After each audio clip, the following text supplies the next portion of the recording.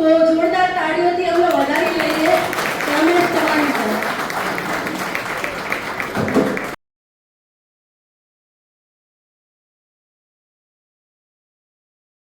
શરૂઆતમાં હું આપ સૌનો આભાર વ્યક્ત કરીશ અને ખાસ કરીને બાબરિયા દોસ્તના બંનેનો પણ આભાર વ્યક્ત કરી દઉં કે એમને સરસ મજાની આ વિચાર નું આયોજન કર્યું અને મહાનુભાવો અને સાથે છે મહાનુભાવો પણ ઉપસ્થિત રહ્યા અને પ્રસંગને અર્થસભર બનાવ્યો બધા હું પોલીસ વિભાગમાંથી નિવૃત્ત થયો છું ડિસેમ્બર 2019. એ પછી હું બહાર છું પણ એક તો પેન્શન મેળવતા હોય છે, સરકારના પેન્શન મેળવે છે પેન્શનર, એ લોકોને દર વર્ષે એક સર્ટિફિકેટ આપવાનું અને લાઈફ સર્ટિફિકેટ કહેવાય કે હવે જીવતા છીએ એટલે પેન્શન બંધ ન કરો.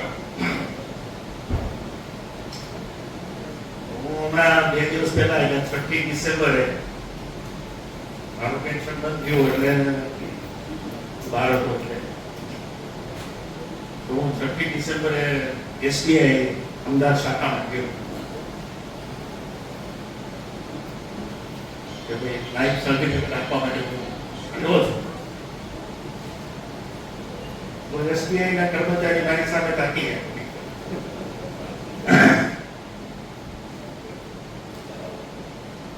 પછી સોક્રેટિસ જેવો કે ભાવ મનમાં લાગી અને મને કે તમે જીવતા છો એની ખાતરી શું?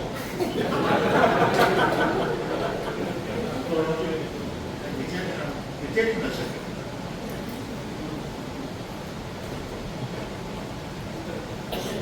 એવું શું?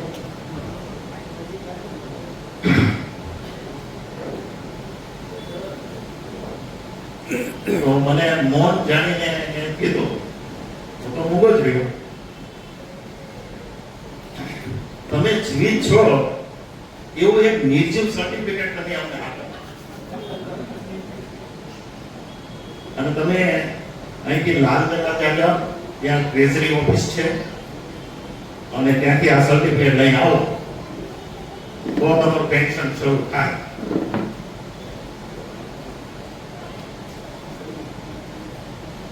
બાય ચાન્સ આપણે કહીએ કે ઘણી વખત ઉપરવાળાની કૃપા થઈ એમ ત્યાં એક ક્લાર્ક છે મારા ગામનો ભાણેજ હતો દીક્ષિત પ્રજાપતિ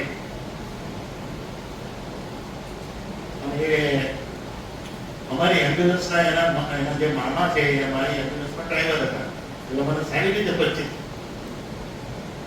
મને કે તમે મારા પર નથી યસ એટલે દીક્ષિત પ્રજાપતિ એ પછી કે ફોર્મ મગાવ્યું, સર્ટિફિકેટ સાદું હોય એક પેજ સહી કરવાની હોય, આપણે સહી કરાવે કે અને એ પોતે બેંક સીલ મારે પછી મને કે થઈ ગયું.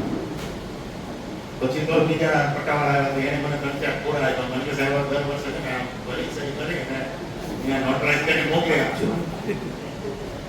પણ મારું એ કહેવાનું છે કે એક પરિચિત છે, પરિચિત ગયો એટલે નહીં તો મારે લાલ દરવાજા જવા સેટેલાઇટથી લાલ દરવાજા ટ્રાફિકમાં ત્યાં પછી વળી ત્યાં સર્ટિફિકેટ લાવવાનું, અહીંયા રજૂ કરવાનું એસબીઆઈમાં, પછી શરૂ થાય. તો આપણી બ્યુરોક્રસી, આપણી નોકરશાહી કેટલી સંવેદનહીન છે એનો આ દાખલો છે કે જીવતો માણસ છે એને એમ કે તમે એવું નિશ્ચિત સર્ટિફિકેટ લાવો કે જે તમે જીવિત છો. આ પ્રકારની બ્યુરોક્રસી આપણે આ બ્યુરોક્રસીની વચ્ચે આવી નોકરશાહીની વચ્ચે આપણે જીવીએ છીએ. આ શરમજનક બાબત છે. મને તો માનો કે મને એ બધું થઈ ગયું, મારી સેવા થઈ ગઈ ત્યાં, પણ સામાન્ય નાગરિક એક માણસ ક્લાર્ક કે કોન્સ્ટેબલ કે બીજા કોઈ ગવર્મેન્ટના કર્મચારીઓ જે નિવૃત્ત છે એની દશા શું થતી હશે ત્યાં મને ખ્યાલ આવે. આ તો જે પગાર લે છે એ લોકો આટલા બધા સંવેદનહીન બની ગયા છે. જેને કામ માટે એને પગાર મળે છે એ જ કામ કરતા નથી અને તમને રખડાવે છે. એટલે આ સ્થિતિ છે અને આવી સ્થિતિ દરેક ક્ષેત્રમાં છે. આ એસબીઆઈ ની વાત કરું છું પણ દરેક જગ્યાએ મામલતદાર કચેરીએ જાઓ, પોલીસમાં પોલીસ સ્ટેશને જાઓ, કોઈ પણ જગ્યાએ તમને સાંભળવામાં આવતા નથી. ઉલટાનું તમારે એને મિસબિહેવ કરે, તમારું ગૌરવ ભંગ થાય એવી રીતે તમારી સાથે વ્યવહાર કરે.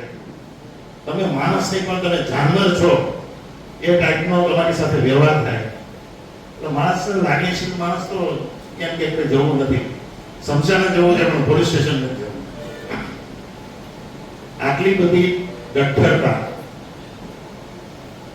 અને આટલું બધું ખરાબ વ્યવહાર આપણી નોકરશાહીમાં ઘૂસી ગયો છે. એટલે લોકો હેરાન કરે છે. એટલે આપણા કર્મચારીઓ જે વ્યવહાર કરે છે તે ગુંડાઓને ત્રાસ આપે છે આપણને, ગરીબોમાં ને બીજે. અને મોટા ભાગના જે છે ગુંડાઓ જેમ જુઓ ટોપ 10 જે સિટીના તમે જુઓ કે ટોપ 10 ગુંડા કોણ, તો એ બધા સત્તા પક્ષની હારે જોડાયેલા છે. કોઈ પણ જગ્યાએ અને સત્તામાં બદલાઈ જાય. આજે ગાંધીનગરમાં સત્તા બદલાઈ બીજી સરકાર આવી તો ગુંડાઓ તો પાછા ત્યાં જ જતા. સત્તાની હારે જ હંમેશા ગુંડાઓ હોય.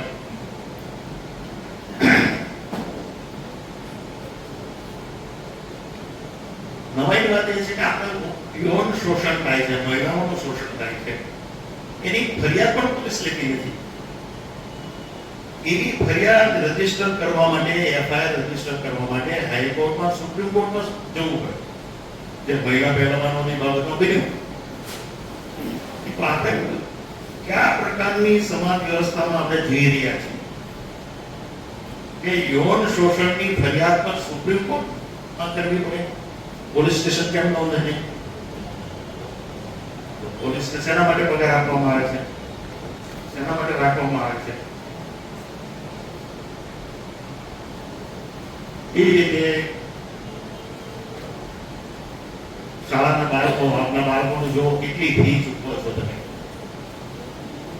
સરકારી શાળાઓ બંધ કરી દે છે, ખાનગી શાળાઓ ઊંચી ફી, બધું જ જાત જાતના બીજા ટેક્સ ઉઘરાવે છે, પૈસા કોઈ પણ રીતે ઉઘરાવે છે.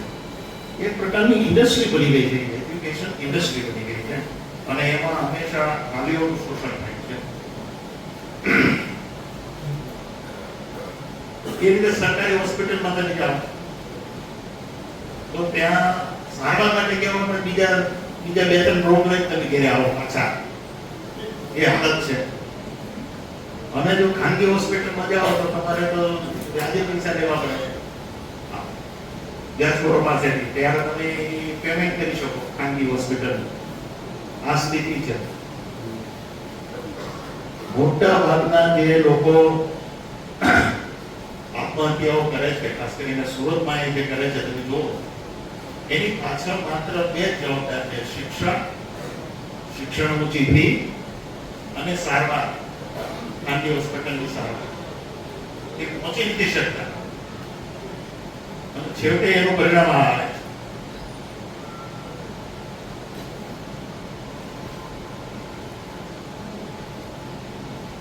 એ રીતે આટલી ઊંચી ફી ચૂકવ્યા પછી પણ આપણા બાળકને સાયન્સ ભણવાને બદલે ધર્મગણતો ભણાવે. આટલી ઊંચી ફી ચૂકવ્યા પછી તમારા સિલેબસમાંથી ટાર્ગેટને કાઢી નાખ્યો. હવે તમે ટાર્ગેટને કાઢી નાખ્યા સિલેબસમાંથી તો તમે કેવી રીતે સાયન્સને સમજી કેવી રીતે શકો? વાલીઓ કોઈ ચિંતા નથી કે ભાઈ ટાર્ગેટ કાઢે એટલે શું વાંધો ભલે. પૂજા કરશે ને, ધર્મગ્રંથોની વાતો કરશે ને. ગીતા છે, જય શ્રી રામ છે, એટલે પણ એ ન ચાલે. જે જગ્યાએ ચાલતા હોય ચાલે, અહીંયા ન ચાલે, શાળામાં ન ચાલે. એટલે આ પરિસ્થિતિ જે આપણી થઈ રહી છે,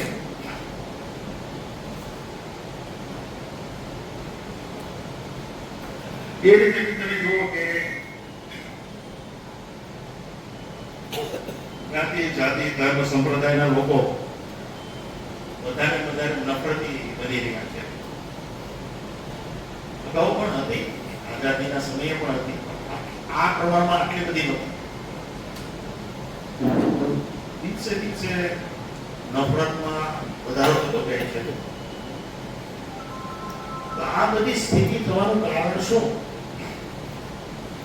આખો સમાજ વ્યવસ્થા કેમ છે? લોકો લાચાર કેમ છે? તંત્ર હાવી કેમ છે? નોકરશાહી હાવી કેમ છે?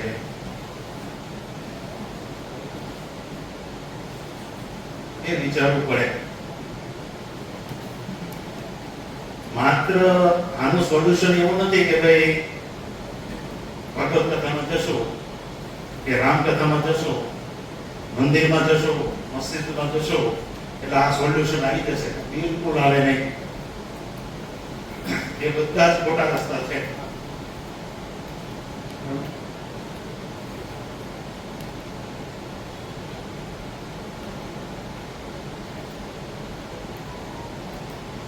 એટલે આ બધી સમસ્યાઓને હલ કરવા માટે, અને આ સમસ્યાઓ પેદા કોણ કરે છે પહેલા તો એ સમજવું જોઈએ. એનું કારણ એ છે કે આ સમસ્યાઓમાંથી જો તમારે ઉકેલ લાવવો હોય, આ સમસ્યાઓને નિર્મૂળ કરવી હોય, તો તમારે રાજકારણ સમજવું પડે, રાજનીતિ સમજવી પડે. આપણે રાજનીતિનો કોઈ રસ નથી. આપણે તો એક પક્ષને જે મત આપીએ છીએ બસ પૂરું થયું. ત્યાં આપણે એમ માની કે આપણે ફરજ બજાવી દીધી. પણ આ રાજકારણ આપણે જે વોટ આપીએ છીએ તો સત્તા કોણ ભોગવે છે આપણી ઉપર? કોઈ ધડીવાર તો આપણી ઉપર સત્તા નથી ભોગવતો, કોઈ ક્રિમિનલ મિનિસ્ટર તો આપણી ઉપર સત્તા નથી ભોગવતો. એ તો વિચારો.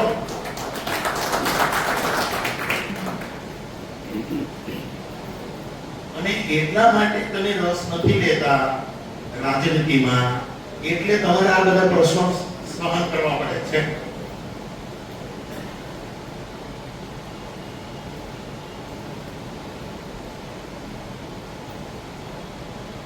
એક દિવસ માત્ર તમે આંગળી ઉપર ટપ ખોડાવીને સોશિયલ મીડિયા મૂકી દો કે જાગૃત છું, તો એ કરવાથી કઈ ન. રાજનીતિને સમજો, પક્ષની પોલિસીને સમજો. ખરેખર પક્ષનો નેતા છે કોણ નક્કી કરે છે? શું પક્ષ નક્કી કરે છે કે કોર્પોરેટ હાઉસ નક્કી કરે છે? કોણ નક્કી કરે છે?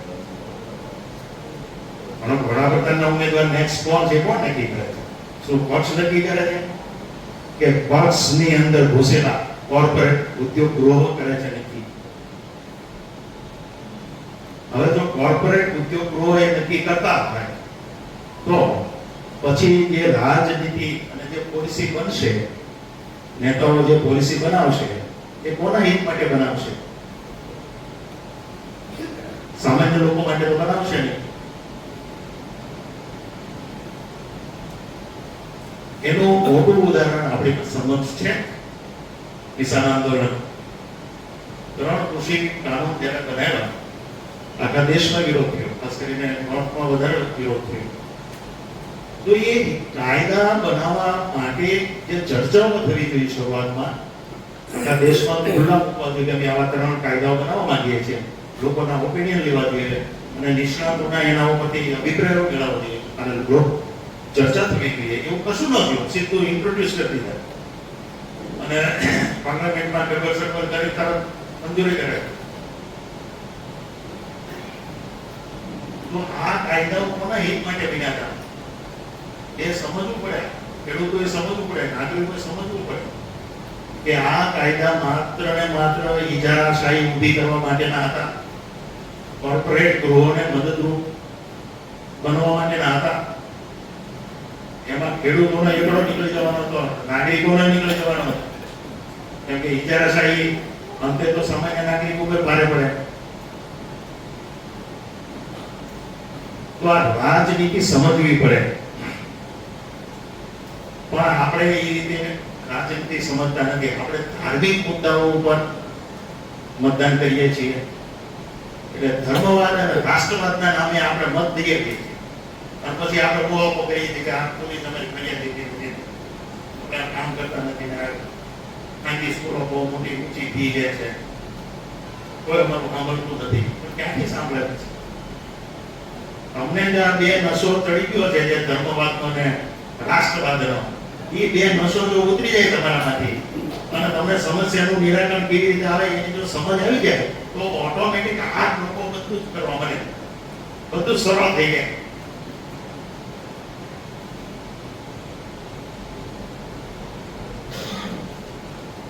આપણે માત્ર ને માત્ર મત આપીએ છીએ શેના આધારે? ધર્મવાદ અને રાષ્ટ્રવાદ. અને આ રાષ્ટ્રવાદની વાત કરતા એમાં એને રાષ્ટ્ર પ્રેમ જેવું તે હોતું જ નથી. પાછું એના કાકો નીચું હોય તો ટીકું ન નીકળે.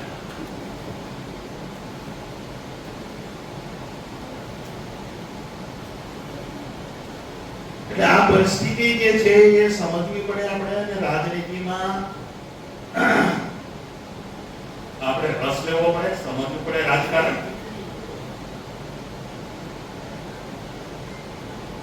અમે આપણે આઝાદ થયા ત્યારે કેટલી સમસ્યા હતી આપણી પાસે. દાખલા તરીકે મને ખ્યાલ છે, હું જ્યારે પ્રાથમિક શાળામાં નાનો હતો તો અમારી પ્રાથમિક શાળામાં પેલું અમેરિકાથી પાવડર આવતો દૂધનો, પછી એ પાણી નાખીને એમાં બધા નાના વિદ્યાર્થીઓને આપતા પૌષ્ટિકતા માટે, પોષણ માટે. અને એ પછી રશિયાથી અને અમેરિકાથી ઘઉં પણ આવતા અને આપણે બધા ખાતા, સરકાર આપતી કરે. એ આજે આપે છે, આજે બધી કેમ? શરૂઆતની સરકારોએ બધાએ પ્રોગ્રેસિવ પોલિસી, પ્રગતિશીલ મૂલ્યો અને પ્રતિબદ્ધ હતી અને એટલા માટે હરિયાળી ક્રાંતિ બની, સફેદ ક્રાંતિ આવી. અને એ બેનું પરિણામ તમે જુઓ કે આજે આપણે અનાજની બાબતમાં બિલકુલ સ્વાવલંબી છીએ, દૂધની બાબતમાં પણ છીએ. આજે અમૂલ છે એ રશિયામાં છે, અમેરિકામાં છે. એના કારણે તો ક્યાં પહોંચ્યા આપણે? તો આ જે પ્રગતિ થઈ કેવી રીતે થઈ?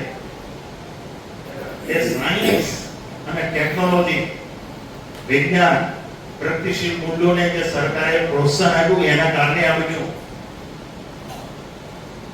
હવે એ સમય જુઓ કે લાલ બહાદુર શાસ્ત્રી જેને હરિયાળી ક્રાંતિ શરૂ કરી, ગ્રીન રિવોલ્યુશન, એ પછી વ્હાઇટ રિવોલ્યુશન આવી, દૂધ ક્રાંતિ, ગુડિયન સાહેબ વગેરે વગેરે. એ સમય તમે જોવો કે એ સમયે એને દેશના વડાપ્રધાન તરફથી કેટલું પ્રોત્સાહન આપવામાં આવ્યું આ બે ક્રાંતિઓ માટે, અને એના લાભ અત્યારે આપણે લઈ રહ્યા છીએ. આજની સ્થિતિ એવી કોઈ છે ખરી કે કોઈ સાયન્સ ને ટેકનોલોજીને આધારની કૃષિની બાબતમાં કે કોઈ પણ જગ્યાએ સરકાર મદદરૂપ હોય અને સરકારે એને પ્રોજેક્ટ બનાવી હોય એવું ક્યાંય સાંભળ્યું ખરું? તો સમાજનો વિકાસ કેવી રીતે થશે? દેશનો વિકાસ કેવી રીતે થશે?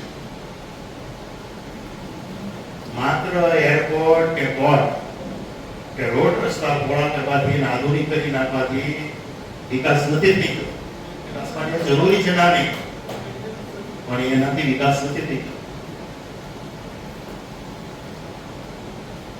એટલે જ્યાં સુધી તમે આ કમ્પેરિઝન નહીં કરો કે આઝાદી પછી જેટલો આટલો ખરાબ સમય હતો છતાં પણ આપણે આટલી પ્રગતિ કરી કૃષિમાં ને બધે, જે આપણે 2014 પછી કેમ નથી થતી? અને 2014 પછી કેમ બેરોજગારી સતત વધતી જાય છે, સતત મોંઘવારી વધતી જાય છે, બીજી સમસ્યાઓ વધતી જાય છે, સોશિયલ, મહિલાઓની હર અસુરક્ષાઓ વધતી જાય છે.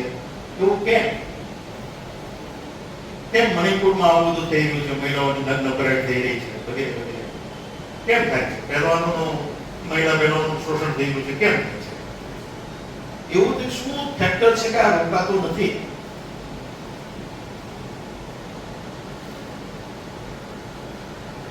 આ એટલે રોકાતું નથી કે લોકો માત્ર ને માત્ર ધર્મવાદ અને રાષ્ટ્રવાદ ને જ ચાહે છે. આ સમસ્યાઓ પ્રત્યે બિલકુલ એ મૌન રહે.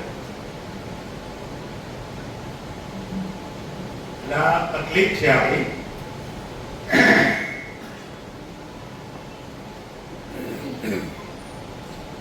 તમે જુઓ કે 2014 પછી ગરીબ માણસો વધારે ગરીબ બન્યા,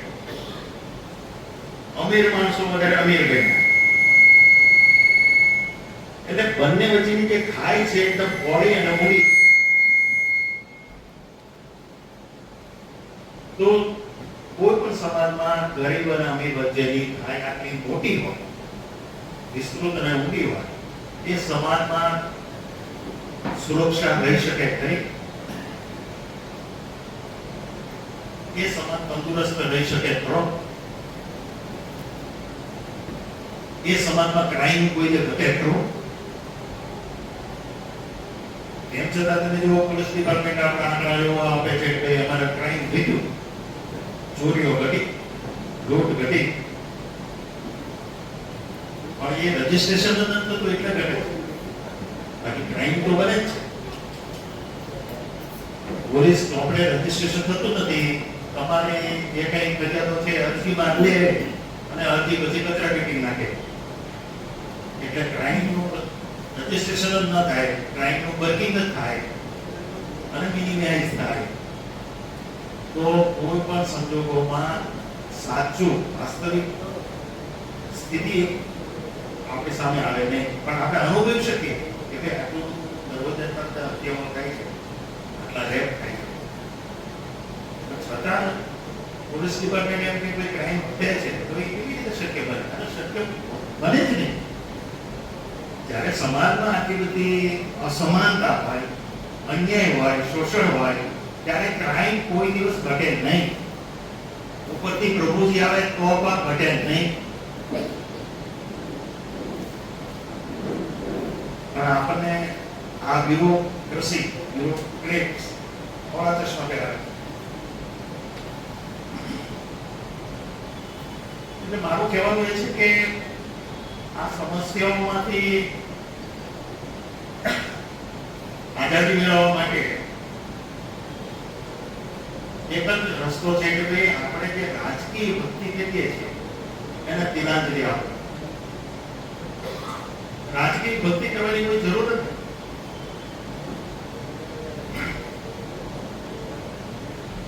હવે તમે આખી પરિસ્થિતિ એ દેખી છે કે રાજકીય ભક્તિ અને ધાર્મિક ભક્તિ બધું એટલું બધું મિક્સ થઈ ગયું છે કે કોણ કોનો એજન્ટ છે એ ખબર નથી પડતી. તમે જોયું હશે કે છેલ્લા ઇલેક્શનમાં, આપણું વિધાનસભાનું ઇલેક્શન અને લોકસભાનું ઇલેક્શન, સ્વામિનારાયણ સંપ્રદાયના તમામ સંતો માત્ર એક જ પક્ષને વોટ આપવાનું કહેતા હતા. મંદિરમાં સભા કરે ને એક જ પક્ષ, અને કોર્પોરેટ થકારો પણ એક જ પક્ષ ને કે ભાઈ યશસ્વી વડાપ્રધાનને આપણે આપવાના છે.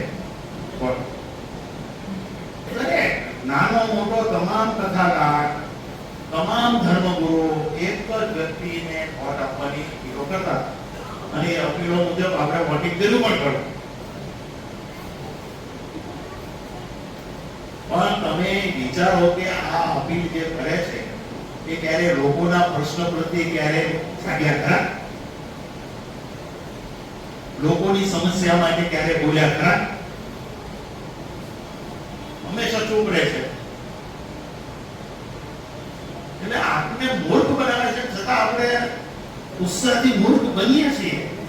એ સવાલ છે. આપણે કેમ એ ધર્મગુરુને નથી પૂછતા કે ભાઈ તમે કઈ રીતે આ બોલો છો? આટલી બધી બેરોજગારી વધી ગઈ, આટલી બધી મોંઘવારી છે, અને તમે છતાં આવું કેમ બોલો છો? આપણે નથી કહેતા. આપણે આપણા સમાજના નેતાને પણ નથી કહેતા. આપણા સમાજના નેતાઓ પણ એવું જ છે, એ જ આપણું શેર છે. એને પણ આપણે પૂછતા નથી. તો નથી આપણા સમાજના જે નેતા છે એને પૂછતા નથી, ધર્મગુરુઓને પૂછતા. એટલે આ લોકોને બેફામપણે આપણા ઉપર કબજો જમાવી દીધો છે. અને આપણે સામાન્ય લોકોને બધાને પશુ સમાન માને છે કે આ તો બેટા છે, જેમ આખો એ માનશે. આ સ્થિતિ આવી ઊભી થઈ ગઈ કે આપણને માણસ જ નથી માનતા. પ્રશ્ન આ છે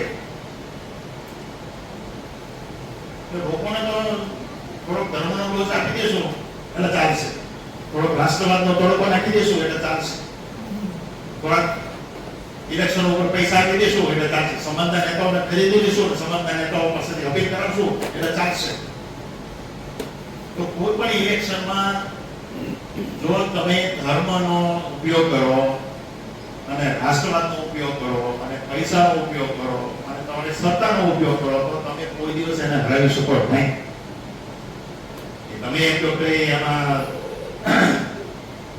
ઈવીએમ સેટ કર્યું છે, કેટલું પૂછું કર્યું, એનો પણ મગજ સેટ કરીને ખેલા ને તો વિચારો તો ઈવીએમ નું તો બહુ પછી કરશો ને. અને ક્રિમિનલ અને બદમાશ માણસો બધું કરે. ક્રિમિનલ અને બદમાશ માણસ તમામ પ્રકારના ખોટા કામ કરે, એમાં ના નહીં, એ બધું કરે. પણ એ પહેલા પણ એ વિચારો કે તમારા આખા મગજ એને સેટ કરી દીધા છે આ ધર્મગુરુઓ મારફતે,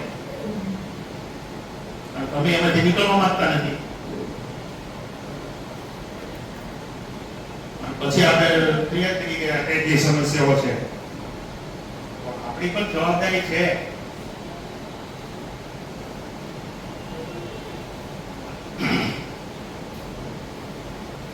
અને તમે જુઓ કે આપણે કારણ કે કેટલી બધી આ રાજકીય ભક્તિ છે. એક મેં વિડીયો સાંભળ્યો તો કીધું ભાઈ મોંઘવારી ગમે તે વધે 500 રૂપિયા લીટર પેટ્રોલ થાય ને તો પણ મત તો અમે વર્ષે વાપરીને રાખશું. હવે એને તમે પહોંચો કેવી રીતે? એને 500 એને મોંઘવારી ચિંતા નથી, બેરોજગારી ચિંતા નથી, છતાં પણ એમ કે 500 રૂપિયા લીટર પેટ્રોલ થાય તો પણ મત તો અમે વર્ષે જ આપશું, વર્ષે વાપરીએ. અને આ વાસ્તવિકતા છે. આપણા છોકરાઓ અભ્યાસ કરતા નથી, આપણે ખેતર અને મિલકતો વેચીને વિદેશમાં મોકલીએ છીએ, કેનેડા મોકલીએ છીએ, અને છતાં આટલી બધી હેરાનગતિ ભોગવતો અહીંયા એનો મા બાપને મારી પાછો આ જે તો યાદ નહીં આવે. તમે વિચારો તો ખરા કઈ રીતના તમે છો, ખેતર વેચો, બધું વેચો, વ્યાજે પૈસા લઈ આવ્યા, છોકરાને તમે કેનેડા સેટ કર્યો, અને અહીંયા પાછા તમે ભક્તિ કરો છો, રાજકીય ભક્તિ કરો છો. શરમ નથી આવતી?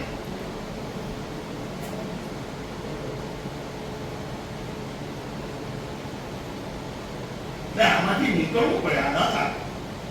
આ આજની ભક્તિ કરવાની જરૂર જ ક્યાં છે?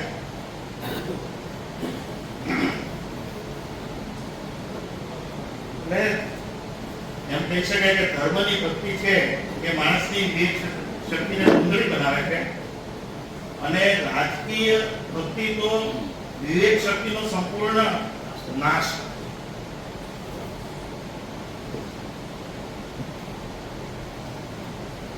ધર્મ ભક્તિ અને રાજકીય ભક્તિ એ વચ્ચે પણ તફાવત છે. કદાચ ધર્મ ભક્તિ છે માણસને કદાચ નૈતિક બનાવવામાં ઉપયોગી થતી છે. અમુક માણસો કદાચ નૈતિક એમાંથી બોધ લેતા છે. ધર્મ ભક્તિ એક સહાયક બની શકે. કોઈ પણ ધર્મના વેલ્યુઝ હોય અને એમાંથી માણસ એના ગુણો મેળવતો હોય તેમાં કઈ વાંધો નથી. આપણે ધર્મની વિરોધ છે જ નહીં, ધર્મની સામે નથી. માણસ શીખવતો હોય તો ધર્મ બધા એક્સેપ્ટ છે, એમાં કઈ વાંધો નથી. પણ રાજકીય ભક્તિમાં મને કહો કે એમાં શું ફાયદો? આવો ધર્મની ભક્તિ તો કરો તો કદાચ તમે નૈતિક થવા માટે તમને લાભ કદાચ મળે, પ્રેરણા મળે, પણ રાજકીય ભક્તિ કરવામાં શું ફાયદો તમને? હજુ સુધી કોઈ એવું કહે કે રાજકીય ભક્તિ ની કરી સતત 30 વર્ષ એવી એક જ પક્ષને વોટ આપીએ છીએ એને અમને આટલો ફાયદો થયો એવું કોઈ કહી શકે?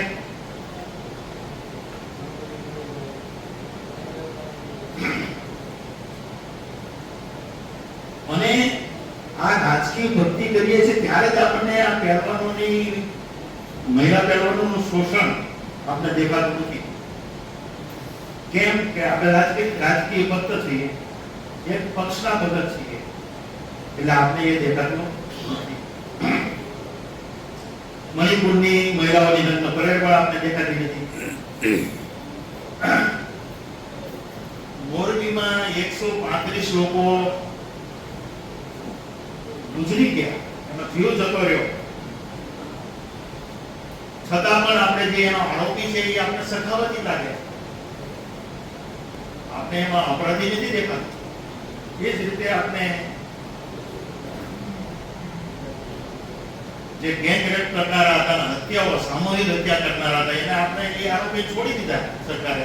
કેમ? સંસ્કારી છે. કોઈ બળાત્કારી સંસ્કારી હોય અને હત્યા કરનારો કોઈ જે સંસ્કારી હોઈ શકે? સારું થયું સુપ્રીમ કોર્ટે પડે જેલમાં પૂરી.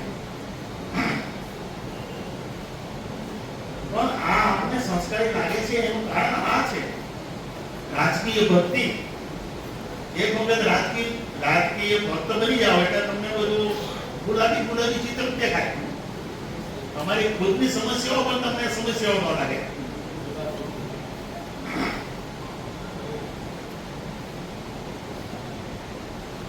અને આ રાજકીય ભક્તિના કારણે ક્રિમિનલ નેતાઓ તમને સન્માનીય અને માનનીય લાગે છે. જો તમારા રાજકીય ભક્તિ ન હોય તો તમે ક્રિમિનલ લાગતો હોત કે નહીં, પરિવાર છે, પરિવાર એ માનનીય નથી. અમને આ રીતે રાજકીય ભક્તિ ઘૂસી ગઈ મનમાં એટલે સન્માનીય લાગે, એવું થઈ ગયું.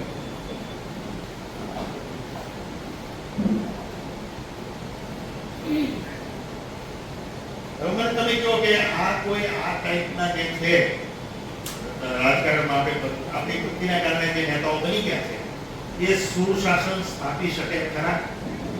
ક્રિમિનલ નેતા બની જાય એ કોઈ દિવસ સુશાસન સ્થાપી શકે? આપણે અપેક્ષા રાખીએ છીએ કે આપણે એફઆઈઆર લેવાતી હશે, ક્યાંથી લેવાય? કેમ કે તમે જેને લીડર બનાવો તે ક્રિમિનલ છે.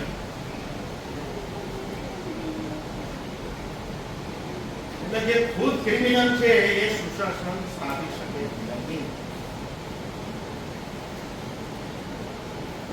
અને ક્યારે બન્યું છે આવા?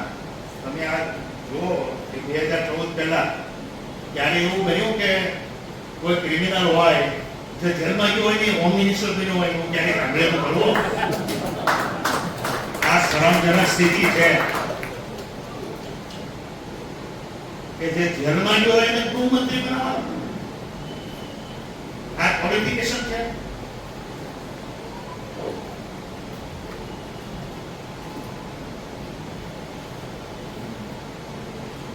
એટલે ક્રિમિનલ નેતાઓ સમાજમાં સદ્ભાવના સ્થાપી શકે નહીં, સમાજને એક રાખી શકે નહીં. એ હંમેશા પોતાના સ્વાર્થ માટે હિન્દુ મુસ્લિમ કર્યા વિના રહી શકે નહીં. કેમ કે સત્તાનો સ્વાર્થ જે છે એ બહુ મોટો છે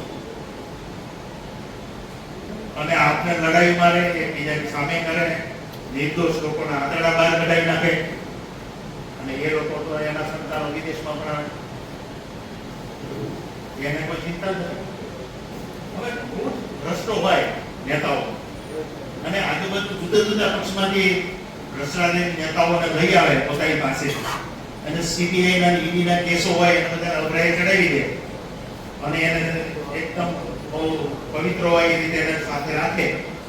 પણ પછી તમે અપેક્ષા રાખો ભ્રષ્ટાચાર દૂર થઈ જશે એ કરીએ કે કોઈ દિવસ માણસ એના કોમ્પિટિશન તો એવા બીજા પક્ષમાં જે લેવાના જે સીબીઆઈ અને ઈડી એ કેસ કરેલા છે કે 2 ડઝન નેતાઓ છે જે 700 કરોડથી ઉપરના બધાના ભ્રષ્ટાચાર કર્યો છે, 1700 કરોડ રૂપિયાના. હવે એ બધા એ સાથે છે તો એ તમે એ ભ્રષ્ટાચાર દૂર કરશે કે વધારે કરશે? એટલે સમસ્યાઓ ઊભી કરે, સમસ્યાઓ ઓછી ન કરે. તમારી રાજકીય ભક્તિના કારણે સમસ્યાઓ વધે છે, ઘટતી નથી. જવાબદાર તમે છો.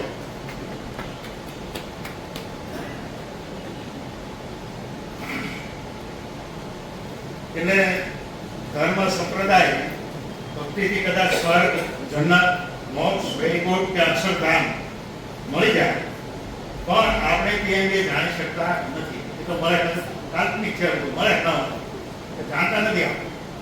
પરંતુ રાજકીય ભક્તિથી બેરોજગારી, મોંઘવારી, અનૈતિકતા, ભ્રષ્ટાચાર, ગુંડાઓનો ત્રાસ, વ્યાજખોરોનો આતંક, મહિલાઓની અસુરક્ષા, બાળકોનું અંધકારમય ભવિષ્ય આપણે જોઈ શકીએ છીએ. આ આપણી ધર્મ ભક્તિના કારણે, રાજકીય ભક્તિના કારણે આપણે જોઈ શકીએ. બસ સવાલ એ છે કે આનો ઉકેલ શું? આ સમસ્યાઓ તો છે જ બધી. આનો ઉકેલ માત્ર સ્વ જાગૃતિ છે. આપણે આંખ ખોલવાની છે. આપણી વિવેક શક્તિને જાગૃત કરવાની છે કે આવું કેમ થાય છે. તો સ્વ જાગૃતિ સિવાય તો આનો કઈ મેળ ચડે એમ નથી. અને તમે જાગૃત ન થાઓ એના માટે આખું મોટું પ્રચાર તંત્ર ગોઠવેલું છે, જે સતત તમને ટીવી મારફતે અને પ્રાઇમ ટાઈમ મારફતે એ નફરતના ડિબેટ આવશે. બરોબર, ગમે એને ઓલી જાળીવાળી ટોપી વાળો કોઈ મૂળો બેસી દેશે, જેમ તેમ બોલાવશે, તરત આ લોકો પાક પાકી જાય. એવા આ લોકો તૈયાર જ રાખે. બધી ચેનલો છે એ આવા મુદ્દાઓ તૈયાર જ રાખે અને આગળ બોલાવે ખાસ. આખા દેશમાં ઉછાળ આવી જાય ભાઈ આ તો મુસ્લિમો ખરાબ. બરોબર, હવે આ બધા ભારતીય માણસો હોય છે, એ કોઈ કઈ નેતા નથી હોતા. મુસ્લિમ સમસ્યાઓની ચર્ચા કરવી છે તો તમારે જાળીવાળો મુસ્લિમ જોઈએ ક્યાં? બીજો કોઈ હોય જ નહીં. મૂળો જ જોઈએ, ગાડીવાળો જ જોઈએ. ટીવી ડિબેટમાં એક ખાસ ધ્યાન રાખે કે ગાડી તો જોઈએ, ટોપી તો જોઈએ, કેમ કે મેસેજ જે આપવો છે બીજો આપવો છે. સ્વજાગૃતિમાં હું એમ કહું છું કે આપણે એ જાણવાની જરૂર છે કે આપણું સામાજિક નેતૃત્વ કોણ છે. જે જ્ઞાતિ તેની જો અથવા જ્ઞાતિના લીડરો તરફ નજર કરો તો એ કોણ છે એ જોડે. તમે તમારી જ્ઞાતિ છે એના વિશે વિચારો, એ જ્ઞાતિનો લીડર કોણ છે એની અંગે વિચાર કરો. અને એ લીડર જે છે એ સમાજના પ્રશ્નો પ્રત્યે જાગૃત છે ખરો કે સરકારની ચાપલુસી કરે છે? એ જ રીતે જો સમાજનો નેતૃત્વ છે એ સરકારની ચાપલુસી કરતું હોય તો પછી રાજકીય નેતૃત્વની ચિંતા શું છે? જે સત્તામાં છે એને કોઈ ચિંતા નથી. કેમ કે તમારા સમાજના નેતાઓ એમ ક્યાં જાય છે? તમે જ્યાં મોટા કર્યા છે જ્ઞાતિ વાઇઝ. હવે જો સમાજના નેતાઓ તમારા પ્રશ્નો નો અવાજ ઉઠાવતા ન હોય, તમારા પ્રશ્નો સાથે ત્યારે ઉભા રહેતા ન હોય, તો એ તમે તમારા નેતા છે ખરો? સમાજનો નેતા કહેવાના લાયક છે ખરો? નથી. છતાં તમે સમાજનો નેતા માનો છો. કેમ? કેમ કે ભોજન સમારંભ રાખે, બધા જમાડે અને તાળીઓ પાડવા જાવ તો નહીં. એટલે આપણે એ વિચારવાનું છે કે ખરેખર સમાજનો નેતા સમાજ સાથે છે કે નહીં, કે સરકાર સાથે છે. તો તમને પરિણામ એ મળશે કે દરેક જ્ઞાતિનો, સમાજનો આગેવાન, દરેક જ્ઞાતિનો સરકાર સાથે છે, તમારી સાથે નથી, તમારી જ્ઞાતિ સાથે નથી. હમણાં વચ્ચે આપણે ઇલેક્શન ઉપર ચાલ્યું હતું, રાજપૂત સમાજે આંદોલન કરેલું, બરોબર? તો એમાં તમે સ્પષ્ટ રીતે જોયું હશે કે ભાઈ આંદોલન કરતા હતા પણ બધા રહેવું ઉપર સરકાર. તમે એવું લાગે એવું કઈ જોયું છે કે? અને અંતે જો તમે એની નિષ્ફળતા હોય તો આજે આપણે સમાજના જે નેતાઓ છે એને તમે જુઓ કે ખરેખર એ કોણ છે. તો એ જેને કહેવાય ને ટોપ ભ્રષ્ટાચારીઓ છે, જે સમાજના જે સંગઠનો છે એમાં 25 લાખ 50 લાખ આપે છે, એને ટ્રસ્ટી બનાવે છે. કોઈ વિદ્વાન માણસને, કોઈ પ્રોફેસરને કે કોઈ કવિ લેખકને કોઈ આ સમાજના આગેવાનોએ કોઈ જે સભ્ય બનાવ્યો કે એને પ્રમુખ બનાવ્યો નહીં બનાવ્યો.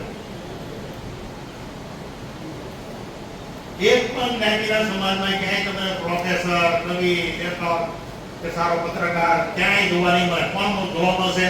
બિલ્ડર, જમીન પચાવનારા, કાળા બજારીયાઓ અને જાત જાતના ગુના કરનારાઓ, એ બધા તમારા સમાજના લીડર છે. કેમ કે એ 50 લાખ રૂપિયા દઈ અને સન્માન ખરીદી શકે છે ટ્રસ્ટી તરીકે. તો એ તમને ન્યાય ક્યારેય ન આપી શકે. આવા નેતાઓ તમને ન્યાય ના તમને કાઢવા નાખી શકે.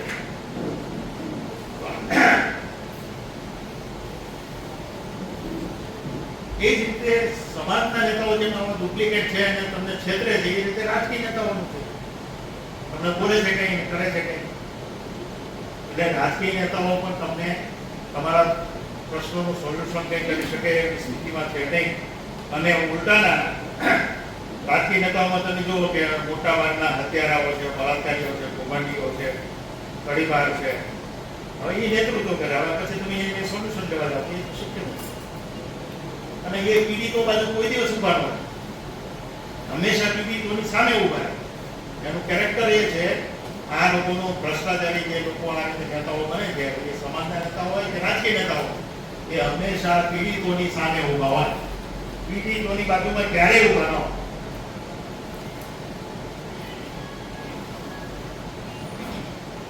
એટલે ગંભીર સામાજિક, ધાર્મિક, રાજકીય નેતૃત્વને આપણે ઓળખવું પડે.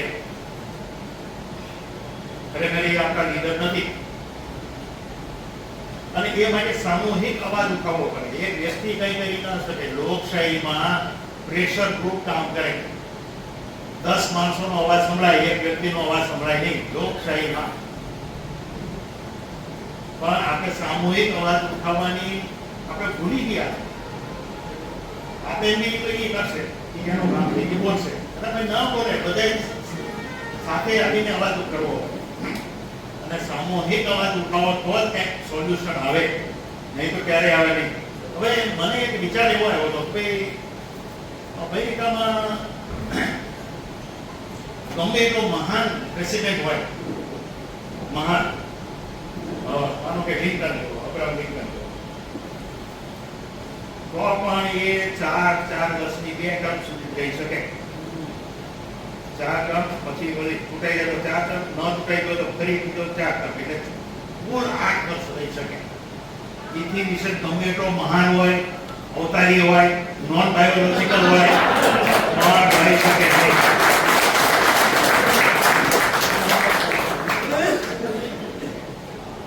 આપણે કેમ એવું ન થઈ શકે ભાઈ? આપણે એમએલએ, એમપી જે બધા આપણો બગીચો હંપીને બધું બનાવે છે નીકળતો, તો એના અંગે કઈ આપણે જાગૃત થવાનું કે નહીં? તો આપણે પણ એવો વિચાર કેમ નથી આવતો કે ભાઈ 2 ટર્મ જ હોવી જોઈએ, 4 વર્ષની જ કરો, 5 વર્ષ તો એને પૂરું કરી દે, લોકોનું પૂરું કરી દે, એને તો સારું થઈ જાય. કેમ લોકોને ઘણો કાઢી નાખે લોકોને. તો હું એવું માનું છું કે ભાઈ આપણે જે વિચારવું જોઈએ તો કમસે કમ 4 વર્ષની 2 ટર્મ રાખો અને આ બધાને પાછા બોલાવો, એને મૂળ સ્થાને લાવો. એ ખૂબ જરૂરી છે. લોકશાહીમાં કોઈ એક વ્યક્તિ કાયમ માટે રહે.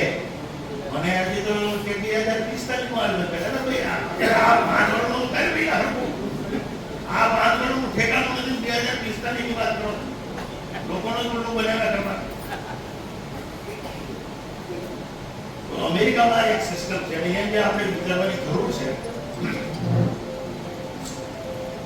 કે એની એક મર્યાદા કરો.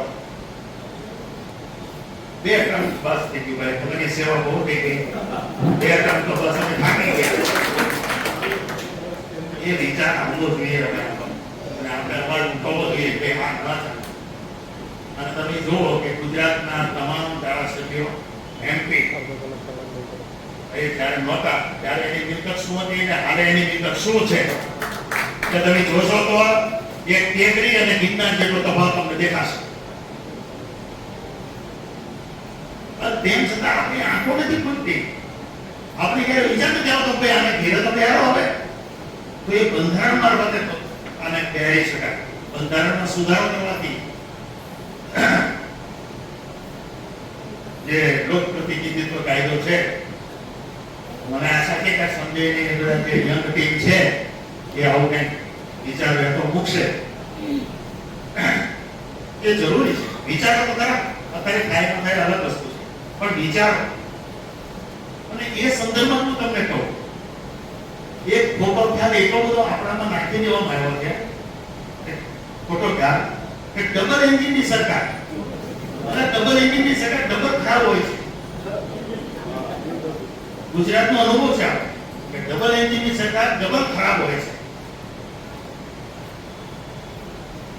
એ એક વાહિયાત ખ્યાલ છે કે ડબલ એન્જિનની સરકાર એટલે બહુ સુશાસન, એ બહુ અતિ વાહિયાત ખ્યાલ છે કે કેન્દ્રમાં સરકાર હોય, ગુજરાતમાં સરકાર હોય. ના બેટા, જરૂરી નથી. એટલે ડબલ એન્જિનની જે સરકાર છે લોકકલ્યાણના, એ લોકકલ્યાણનો ખ્યાલ નથી, પણ સ્થાપિત હિતોનું કાવતરું છે. કેમ કે કોઈને કોઈ કોર્પોરેટ હાઉસની સેવા કરવા માટે, એના ચોકીદાર બનવા માટેનું આ કાવતરું છે. એટલે એ જરૂરી નથી, એવા કામમાં પડો જ નહીં કે ભાઈ ડબલ એન્જિનની સરકાર બનાવી છે.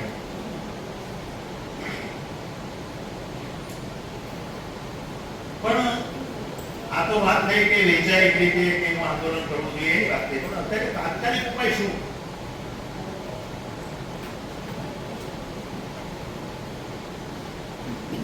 ગાંધીજીએ કીધું તો ક્વિટ ઇન્ડિયા, ભારત છોડો.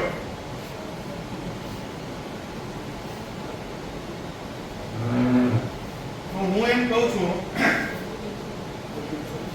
ભક્તિ છોડો. ગાંધીજી કે ક્વિટ ઇન્ડિયા, આપણે એમ કહીએ કે ભક્તિ છોડો. હવે આપણે માની લો કે તમને ધર્મ પ્રત્યે આસ્થા છે, હોવું જોઈએ, એમાં કઈ વાંધો નથી. તમે ધર્મનું પાલન કરો, પણ એ ઘરમાં રાખો ને. સમાજમાં લાગીને દંભ શા માટે આચરો છો? અમારી ધાર્મિક લાગણીઓ જે છે, ધાર્મિક ભાવનાઓ છે, ઘરમાં રાખો. ઘરમાં પૂજા કરો, જેટલી નમાજ પઢવી હોય એટલી પઢો, પણ સમાજમાં શા માટે દેખાડો કરો છો? તો જે ધર્મનો સામાજિક ધર્મ છે ને, એ પણ બંધ થો.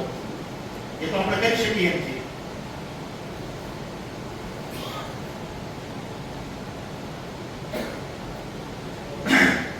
ધર્મ ભક્તિ અને ગુરુ ભક્તિ, ધર્મ ગુરુ ભક્તિ, ધર્મ ભક્તિ અને ધર્મ ગુરુ ભક્તિ વચ્ચે તફાવત સમજવો પડે. કે ધર્મ અલગ વસ્તુ છે, ધર્મ ગુરુ અલગ વસ્તુ.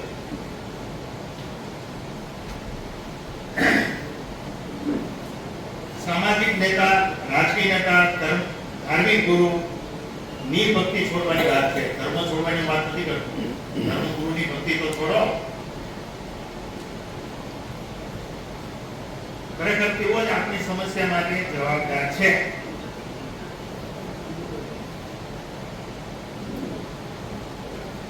તેઓ આપણા પ્રશ્નો પ્રત્યે ધ્યાન આપવાને બદલે સ્થાપિત હિતોના ચોકીદાર બની ગયા છે. તેઓ આપણી સમસ્યાઓના ઉકેલ માટે નહીં, પરંતુ સમસ્યાઓને ઢાંકવા માટે સતત આપણને ગેરમાર્ગે દોરી રહ્યા છે. અને તેઓ તમારી સમસ્યાઓ સાથે નથી. તેઓ સામાજિક રાજકીય નેતા ન હોઈ શકે, તેઓ ધર્મગુરુ પણ ન હોઈ શકે. જો તમારી સમસ્યા સાથે ન હોય તો તેઓ આપણા વાસ્તવિક દુશ્મનો છે. જો તમારી સમસ્યા સાથે તમારો સમાજનો નેતા ન હોય, ધાર્મિક નેતા ન હોય, તો એ તમારો દુશ્મન છે. આટલી સમજ શક્તિ કેળવવી પડશે, આટલું જાગૃત થવું પડશે. એટલે એને ઓળખવા પડે, એમાં ચાલે નહીં. અને આ કામ આ ક્ષણથી પણ કરી શકીએ. વિચાર કે આપણો સમાજનો નેતા શું છે, સરકારની ચાપલુસી કેમ કરે છે? આપણો ધર્મગુરુ છે, એ સરકારની ચાપલુસી કેમ કરે છે? શા માટે આપણા પ્રશ્નો સાથે નથી? શા માટે આપણા પ્રશ્નો અંગે બોલતો નથી? તો આટલું વિચારો તો તમને તરત ખબર પડી જશે કે આ તો નકલી છે, આ તો એજન્ટ છે.